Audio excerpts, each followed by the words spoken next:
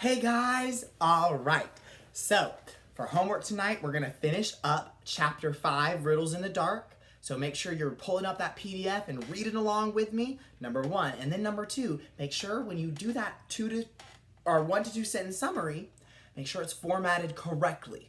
Because it's a little bit aggravating when you know what to do, you just choose not to do it. And I know you know what to do. So I'm going to go over it real quick. Remember, first and last name and number on the very top, then date, and then the title. You can title it The Hobbit Summary, The Hobbit Chapter 5, whatever you want to title it. Then skip a line and indent. That's that 2 to 3 finger space to start every new paragraph. Not every new sentence, not every new line, just every new paragraph. And then give me 1 to 2 sentences. You guys got this. All right, I'm going to back it up just a little bit from where you left off in class yesterday. Excellent. All right, here we go. Gollum was dreadfully disappointed, but Bilbo asked another riddle as quick as ever he could, so that Gollum had to get back into his boat and think. No legs lay on 1 leg, 2 legs sat near on 3 legs, 4 legs got some. It was not really the right time for this riddle, but Bilbo was in a hurry. Gollum might have had some trouble guessing it if he had asked it at another time. As it was, talking of fish, no legs, was not so very difficult, and after that the rest was easy. Fish on a little table, man at table sitting on a stool, the cat has the bones. That, of course, is the answer, and Gollum soon gave it. Then he thought the time had come to ask something hard and horrible. This is what he said. This thing all things devours, birds, beasts, trees, flowers, gnaws iron, bites steel, grinds hard stones to meal, slays kings, ruins town, and beats hard mountain down. Poor Bilbo sat in the dark thinking of all the horrible names of all the giants and ogres he had ever heard of told in tales. But not one of them had done all these things. He had a feeling that the answer was quite different and that he ought to know it, but he could not think of it. He began to get frightened, and that is bad for thinking. Gollum began to get out of his boat. He flapped into the water and paddled to the bank. Bilbo could see his eyes coming towards him. His tongue seemed to stick in his mouth. He wanted to shout out, "Give me more time! Give me time!" But all that came out with a sudden squeal was, "Time! Time!" Bilbo was saved by pure luck, for that, of course, was the answer. Gollum was disappointed once more, and now he was getting angry and also tired of the game. It made him very hungry indeed. This time he did not go back to the boat. He sat down in the dark by Bilbo. That made the hobbit more dreadfully uncomfortable and scattered his wits. "It's got to ask us a question, my precious. Yes. Just one more question to guess. Yes, said Gollum. But Bilbo simply could not think of any question with that nasty, wet, cold thing sitting next to him and pawing and poking him. He scratched himself, he pinched himself. Still, he could not think of anything. Ask us, said Gollum. Bilbo pinched himself and slapped himself. He gripped on his little sword. He even felt in his pocket with his other hand. There he found the ring he had picked up in the passage and forgotten about. "What have I got in my pocket?" he said aloud. He was talking to himself, but Gollum thought it was a riddle, and he was frightfully upset. Not fair, he hissed. "It isn't fair, my precious, is it? To ask us what it's got in its nasty little pockets." Bilbo, seeing what had happened and having nothing better to ask, stuck to his question. "What have I got in my pocket?" he said louder. Hissed Gollum. "It must give us 3 guesses, my precious, 3 guesses. Very well, guess away, said Bilbo. "Handsies," said Gollum. "Wrong," said Bilbo, who had luckily just taken his hand out again. "Guess again." Said Gollum, more upset than ever. He thought of all the things he kept in his own pockets. Fish bones, goblin's teeth, wet shells, a bit of bat wing, a sharp stone to sharpen his fangs on, and other nasty things. He tried to think what other people kept in their pockets. "Knife," he said at last. "Wrong," said Bilbo, who had lost his some time ago. Last guess. Now Gollum was in a much worse state than when Bilbo had asked him the egg question. He hissed and spluttered and rocked himself backwards and forwards and slapped his feet on the floor and wriggled and squirmed, but still he did not dare waste his last guess. "Come on," said Bilbo. "I am waiting." He tried to sound bold and cheerful, but he did not feel at all sure how the game was going to end, whether Gollum guessed right or not. "Time's up," he said. "String or nothing," shrieked Gollum, which was not quite fair, working in two guesses at once. "Both wrong," cried Bilbo, very much relieved, and he jumped at once to his feet, put his back to the nearest wall, and held out his little sword. He knew, of course, that the riddle game was sacred and of immense iniquity, and even wicked creatures were afraid to cheat when they played at it, but he felt he could not trust this slimy thing to keep any promise at a pinch. Any excuse would do for him to slide out of it.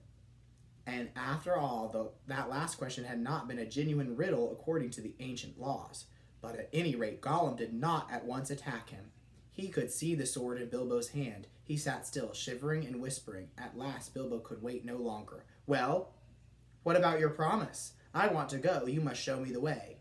"Did we say so, precious? Show the nasty little baggins the way out? Yes, yes. But what has it got in its packages? Oh, not string patches, not nothing. Oh no, Gollum!" "Never you mind," said Bilbo. "A promise is a promise." "Cross it is a patient, precious," hissed Gollum. "But it must wait. Yes, it must. We can't go up the tunnel so hasty. We must go and get some things first. Yes, things to help us." "Well, hurry up," said Bilbo, relieved to think of Gollum going away. He thought he was just making an excuse and did not mean to come back. What was Gollum talking about? What useful thing could he keep out on the dark lake? But he was wrong. Gollum did mean to come back. He was angry now and hungry, and he was a miserable, wicked creature, and already he had a plan. Not far away was his island, of which Bilbo knew nothing, and there, in his hiding place, he kept a few wretched oddments. One very beautiful thing, very beautiful, very wonderful. He had a ring, a golden ring, a precious ring. "My birthday present," he whispered to himself, as he had often done in the endless dark days. "That's what we want now, yes, we want it." He wanted it because it was a ring of power. And if you slipped that ring on your finger, you were invisible. Only in the full sunlight could you be seen, and then only by your shadow. And that would be shaky and faint. "My birthday present. It came to me on my birthday, my precious." So he had always said to himself. But who knows how Gollum came by that present? Ages ago, in the old days, when such rings were still at large in the world, perhaps even the master who ruled them could not have said. Gollum used to wear it at first, till it tired him. Then he kept it in a pouch next to his skin, till it galled him. And now, usually, he hid it in a hole in the rock on his island, and was always going back to look at it. And still, sometimes he put it on, when he could not bear to be parted from it any longer. And when he was very, very hungry and tired of fish, then he would creep along dark passages looking for stray goblins. He might even venture into places where the torches were lit and made his eyes blink and smart, for he would be safe. Oh yes, quite safe. No one would see him, and no one would notice him till he had his fingers on their throat. Only a few hours ago he had worn it and caught a small goblin imp. How it squeaked! He still had a bone or two left to gnaw, but he wanted something softer. "Quite safe, yes," he whispered to himself. "It won't see us, will it, my precious? No, it won't see us, and its nasty little sword will be useless. Yes, quite." That is what was in his wicked little mind as he slipped suddenly from Bilbo's side and flapped back to his boat and went off into the dark. Bilbo thought he had heard the last of him. Still, he waited a while, for he had no idea how to find his way out alone. Suddenly, he heard a screech. It sent a shiver down his back. Gollum was cursing and wailing away in the gloom, not very far off by the sound of it. He was on his island, scrambling here and there, searching and seeking in vain. "Where is it? Where is it?" Bilbo heard him crying. Lost it is, my precious. Lost, lost, curses and crushes, my precious is lost. What's the matter? Bilbo called. What have you lost? It mustn't ask us, Shrieked Gollum. not its business. No, Gollum, it's lost. Gollum, Gollum, Gollum. Well, so am I, cried Bilbo, and I want to get unlost. And I won the game, and you promised, so come along, come and let me out. Then go on with your looking. Utterly miserable as Gollum shouted. As Gollum sounded, Bilbo could not find much pity in his heart, and he had a feeling that anything Gollum wanted so much could hardly be something good. Come along, he shouted. No, not yet, precious.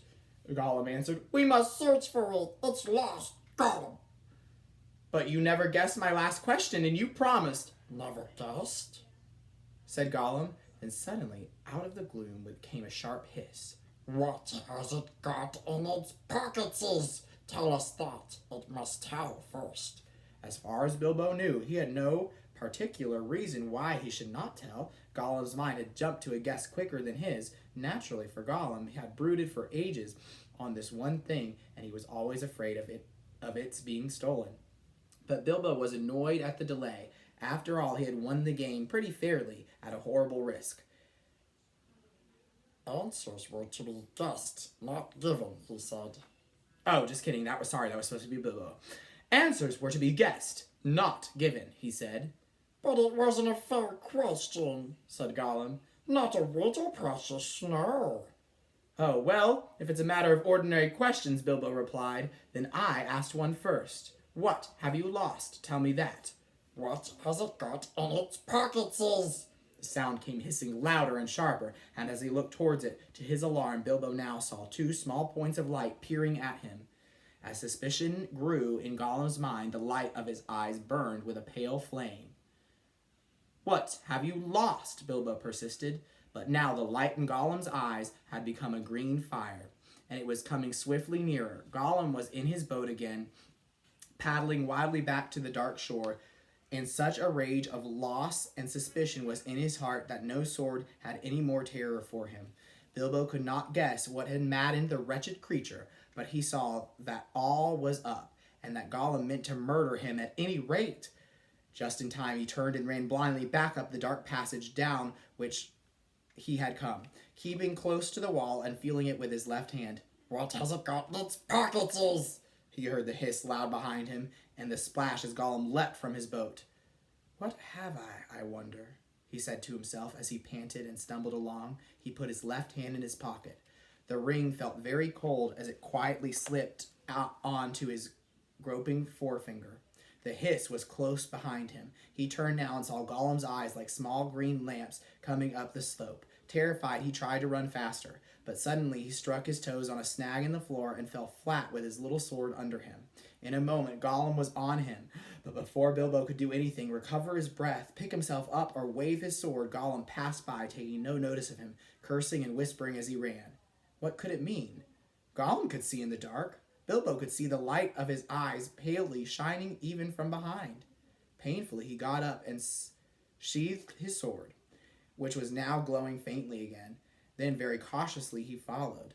There seemed nothing else to do. It was no good crawling back down to Gollum's water. Perhaps, if he followed him, Gollum might lead him to some way of escape without meaning to. Curse it, curse it, curse it, hissed Gollum. Curse the Baggins, it's gone. What has it got in its pockets? Oh, we guess, my precious. He found it. Yes, he must have. My birthday present. And that, even though we are not finished with the chapter, that is where we're going to pause today because the video is now 14 minutes, which is just 2 minutes longer than the last one.